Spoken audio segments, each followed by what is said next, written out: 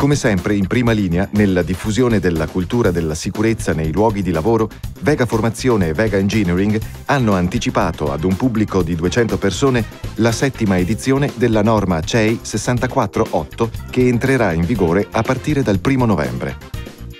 Il convegno tecnico gratuito, che si è svolto lunedì 9 ottobre all'Istituto Cardinale Urbani di Zelarino a Mestre, ha accolto installatori, manutentori e progettisti di impianti elettrici provenienti da tutto il nord-est per un'esplorazione a 360 gradi della più importante norma che disciplina gli impianti elettrici. Nella 7ª edizione della CEI 648 sono state introdotte veramente parecchie modifiche. Tra le più significative, che andremo anche a descrivere nel convegno odierno, ricordiamo quelle sulla compatibilità elettromagnetica, quelle sugli ambienti a maggior rischio in caso di incendio, piuttosto che su un territorio come il nostro dove ci sono molti campeggi ed arsene, novità specifiche anche lì. Inoltre sono state aggiunte tutta una serie di novità sulle prescrizioni relative alle prestazioni degli impianti negli edifici domestici.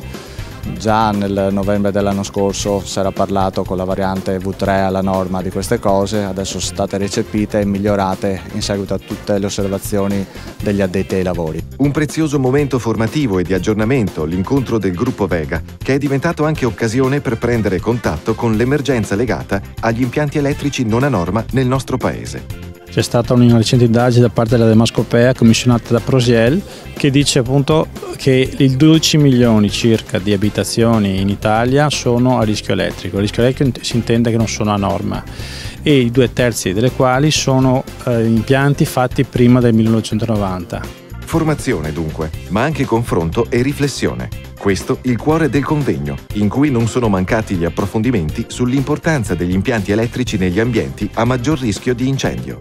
Gli ambienti a maggior rischio definiti dalla 648 si dividono in 3 categorie. Gli ambienti a maggior rischio per la quantità di persone, quindi l'affollamento o il tempo di sfollamento, e anche sono sempre quelli anche per danni a cose o animali. Seconda tipologia sono quando abbiamo delle strutture portanti combustibili. E la terza tipologia di categoria è quella relativa al carico di incendio presente, quindi il materiale combustibile presente in grandi quantità che può creare delle problematiche. E per favorire l'iter di adeguamento degli impianti previsto dalla CEI 648, il governo ha previsto delle agevolazioni.